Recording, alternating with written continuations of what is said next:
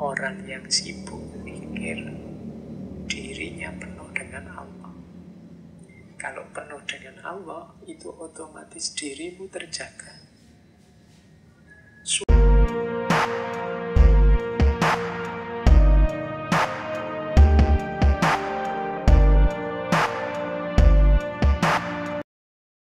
Assalamualaikum warahmatullahi wabarakatuh. Jumpa lagi di Kata Filsafat. Maksiat batin, ketaatan batin. Ada 10 juga menurut Syekh Abdul Somad. Jadi kalau batin kita sudah bersih dari kotoran-kotoran, karena kita melakukan takholli, tazkiyatun nafas, sekarang saatnya diisi. Isinya apa? Ketaatan batin. Apa 10 ketaatan batin itu? Isilah dirimu yang sudah bersih itu, pertama dengan tobat, yang kedua dengan khauf dan roja. Khauf dan roja itu takut yang diimbangi dengan harapan, harapan yang diimbangi dengan takut. Yang ketiga zuhud. Yang keempat sabar. Yang kelima syukur. Yang keenam ikhlas. Yang ketujuh tawakal. Yang kedelapan mahabbah. Yang kesembilan ridho. Dan yang kesepuluh zikrul maut, mengingat mati. Kalau batin kita sudah bersih dari maksiat lahir dan maksiat batin, sudah takholli, sudah tazkiyatun nafas, maka saatnya tahalli, mengisi dengan yang baik-baik.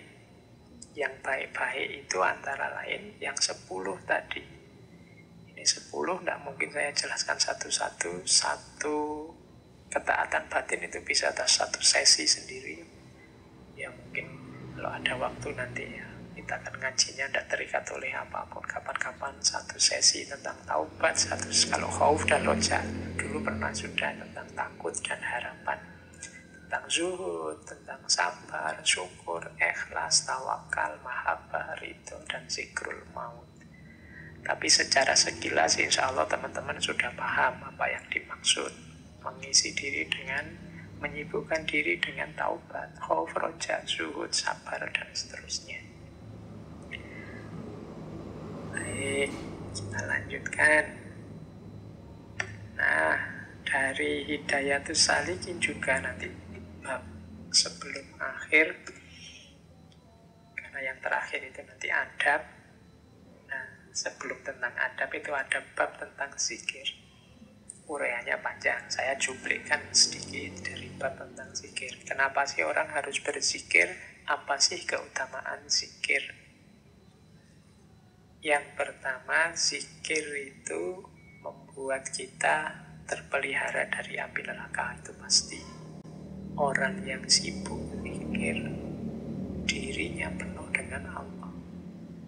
Kalau penuh dengan Allah, itu otomatis dirimu terjaga. Sukar membayangkan batinmu atau mulutmu berpikir, sementara anggota tubuhmu yang lain melakukan hal-hal yang dilarang oleh Allah. Ya kan? Kamu mukuli orang misalnya, itu kan agak susah. Kalau memukuli orang sambil baca ayat kursi, apa sambil ngaji apa, atau sambil wirid apa, itu kan susah. Biasanya kalau pas mukuli orang, ya kamu sedang marah. Kalau kamu sedang marah, ya gelap.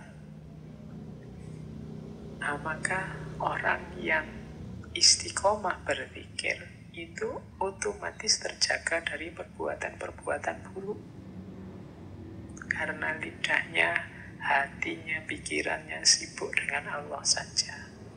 Ya kalau orang perbuatan buruknya minimal, ya pasti dia terjaga dari api neraka. Maksiat-maksiat lahir tadi itu mungkin lebih bisa diminimalkan kalau kita sibuk zikir. Nah, itu maksudnya yang pertama. Yang kedua, zikir itu utama karena orang yang oleh Allah disibukkan dengan zikir itu sebenarnya orang yang oleh Allah diberi nikmat yang luar biasa.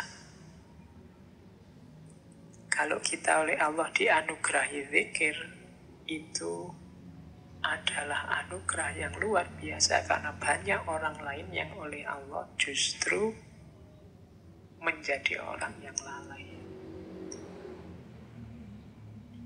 Jadi banyak orang yang hatinya lalai, tapi oleh Allah kita diberi nikmat hati yang selalu ingat padanya. Nah itu berarti Allah sayang pada kita, berarti nikmat luar biasa. Maka setiap kali kita berkesempatan berzikir, bersyukurlah karena Allah masih mengingatkan kita, masih menganugerahi kita dengan nikmat zikir. Kemudian zikir juga membuat hati kita terang, terbuka, dan bercahaya. Zikir juga membuat pintu langit terbuka untuk kita. Zikir juga membuat hati lembut dan khusyuk. Satu kalimat zikir setara dengan dihapuskannya 10 kejahatan. Nah ini kalimat-kalimat dari Syekh Abdus Somad Al-Falimbani. Kalau Al-Quran secara tutup poin menggunakan terminologi bidzikrillahi tatmainnul qulub. Ala bidzikrillahi tatmainnul qulub. Bukankah dengan zikir pada Allah hati menjadi tenang? Kalau hari ini kita mungkin sering galau, sering gelisah, sering sumpek, apalagi banyak sekali masalah ekonomi, masalah corona, masalah macam-macam bertumpuk-tumpuk. Sehingga kita rasanya tiap hari gelisah, tidak bisa tidur, tidak tenang. Sebenarnya solusinya adalah zikir. Untuk apa? Tatmainnul qulub. Tatmainnul qulub itu batin yang tenang, batin yang puas, batin yang tidak lagi bergejolak. Itu diantara jalannya adalah zikir. Kalau ini tidak bisa dijelaskan, silahkan dijalani saja. Perbanyak zikir. Insya Allah nanti batin kita akan terbantu menjadi mutmainnah. Ala bidzikrillahi tatmainnul qulub. Baik, saya tambah lagi sedikit dari Hidayatus Salikin. Ini ada kalimat bagus dari Syekh Abdus Somad hubungannya dengan dakwah, mengajak orang pada kebaikan. Syekh Abdus Somad melihat banyak orang yang sebenarnya niatnya bagus, ingin menyampaikan kebaikan, tapi jalannya keliru. Justru dia dijebak oleh setan. Itu dari Hidayatus Salikin ada kalimat begini. Jangan terpedaya oleh tipuan setan yang berkata kepadamu, tampakkan kebenaran dan jangan engkau lemah. Maksudnya kan kita sering begitu. Sampai aib-aibnya saudara-saudara kita juga kita terdorong untuk menampakkan karena kita menganggap, loh ini kebenaran, semua orang harus tahu. Itu sebenarnya tipuan setan. Kadang-kadang kita merasa belum paham, belum terlalu ngerti sesuatu, tapi pokoknya diposting aja. Itu kan sebenarnya tipuan setan untuk tampakkan kebenaran tadi. Jangan lemah. Nah, katanya Syekh Abdus Somad, bila engkau akan memberi nasihat pada orang lain, sampaikanlah dengan cara yang baik dan bijaksana, tidak dengan jalan bertengkar dan berbantah. Kita ini kan sering gatel karena niat menampakkan kebenaran tadi. Begitu ada orang ngomong yang berbeda dengan kita gatelnya luar biasa untuk segera bantah. Kemudian segera terjadilah pertengkaran. Padahal kadang-kadang pertengkaran itu seperti saya sebut di depan tadi tidak menghasilkan apa-apa selain rasa senang kita karena musuh kita kalah, atau rasa sedih kita, galau kita karena kita kalah berargumen. Isinya hanya kalah menang, bukan mana yang benar, mana yang tidak benar. Bagi Syekh Abdul Somad, jalan berbantahan dan bertengkar itu bukan jalan yang bijaksana untuk menyampaikan kebenaran. Nasihat itu adalah perkataan yang lemah lembut dan halus, katanya Syekh Abdul Somad. Jika tidak demikian, niscaya timbullah kejahatannya dan kebinasaannya akan lebih banyak ketimbang kebaikannya. Jadi kalau kita menyampaikan kebenaran dengan jalan bertengkar, berbantahan, yang kelihatan adalah kekacauannya, kebinasaannya, kejahatannya. Kemudian Syekh Abdul Somad mengutip dari Imam Ghazali, berkata pula Imam Al-Ghazali, barang siapa berteman dengan orang yang baru belajar ilmu fikih pada masa ini, niscaya tabiatnya akan berubah. Ia akan sibuk membicarakan masalah ilmu, mencela perkataan orang lain, dan susah untuk diam. Gejala yang disebut di depan tadi dengan mengutip Imam Ghazali, menurut Syekh Abdul Somad biasanya terjadi pada orang yang berteman dengan orang yang baru belajar ilmu fikih. Jadi ilmunya masih sedikit, wong baru belajar, belum tuntas. Kalau kita berteman dengan orang-orang yang belum tuntas ini, niscaya tabiat akan berubah. Biasanya terus kita ngeyelan, suka bantah, suka mencela orang lain, susah untuk diam.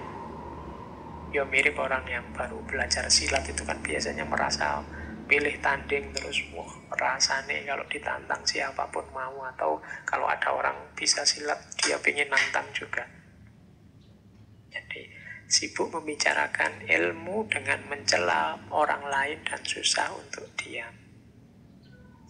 Bahkan ada kalimat lanjutannya, kenapa ini terjadi? Karena ia juga memegang teguh nasihat ulama yang jelek atau ulama yang su.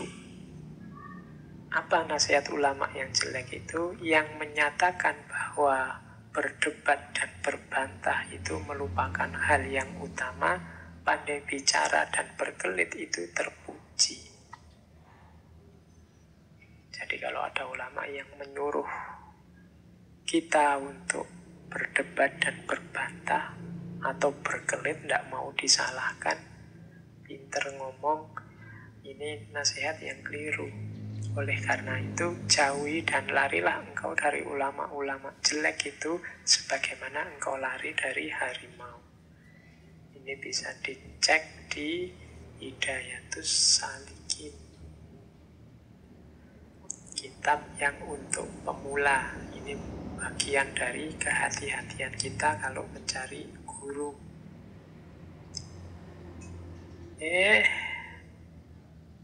Terakhir, ini waktunya sudah mau selesai. Nah, saya bawa quotes dari salah satu quote ini dari kitab yang saya sebut di pengantar tadi, dari Faidul Ihsani. Ini kitab biografinya Syekh Abdul Somad Al-Falimbani. Jangan engkau memaki akan dunia, maka bahwasannya ia adalah nikmat Allah Ta'ala yang amat besar. Jikalau tiada dunia, dibacanya tiada akhirat. Ini memperjelas lagi yang dijelaskan di depan. Jadi melanjutkan, orang jangan cinta dunia, jangan cinta harta, jangan cinta kemegahan. Cinta tidak boleh, tapi kita butuh dunia. Kita memerlukan banyak hal di dunia ini sebagai bekal untuk akhirat. Maka, ya jangan kita sangat terikat, kemudian jatuh cinta dengan dunia. Namun kita butuh dunia. Oleh karena itu, jangan kamu maki-maki dunia. Ya jangan dimaki-maki, wong kita butuh. Jangan merendah-rendahkan, menjelek-jelekkan dunia. Kita ini butuh. Bahkan dunia itu kan nikmat dari Allah yang amat besar untuk kita. Segala fasilitas yang ada di muka bumi ini diberi diberikan oleh Allah untuk manusia, ya kita bersyukur. Jangan malah dunianya dimaki-maki. Ini mungkin karena beliau melihat ada beberapa yang bencinya luar biasa sampai memaki-maki terhadap dunia. Padahal kita ini ya butuh dunia untuk menuju akhirat. Bekalnya kita kumpulkan di dunia. Demi kesuksesan kita di akhirat, kita butuh sukses beres urusan dunia kita. Maka jangan dibenci, jangan dimaki-maki. Meskipun ya tetap jangan jatuh cinta. Karena dunia bukan tujuan. Tujuannya nanti akhirat. Nah ini pandangan-pandangan yang semacam ini perlu ditegaskan, diposisikan biar hidup kita harmonis dunia akhirat. Jadi kalau pakai Al-Quran kan wabtaghi fima atakallahu darul akhirata wala tansa nasibaka minad dunya. Ya, tujuan kita darul akhirah, tapi jangan lupa nasibmu di dunia. Karena kita membutuhkan dunia. Jangan maki-maki dunia. Nikmatilah anugerah Allah yang berupa dunia itu. Karena kalau tiada dunia, dibacanya tiada akhirat. Kalau tidak ada dunia, ya tidak ada akhirat kita sukses. Nah ini bisa ditemukan quotes ini antara lain dalam Faidul Ihsan. Oke, masih ada satu lagi ini. Juga dari Faidul Ihsan ini. Dan apabila engkau lihat manusia memperbanyak zikir pada Allah Ta'ala, maka ketahui olehmu bahwasanya ia itu wali Allah Ta'ala, tiada syak. Kalau ada orang yang hidupnya senantiasa berzikir, sibuk dengan Allah saja, baik dalam keadaan berdiri, duduk, atau berbaring, ketahuilah bahwa orang yang semacam ini adalah walinya Allah, tiada syak.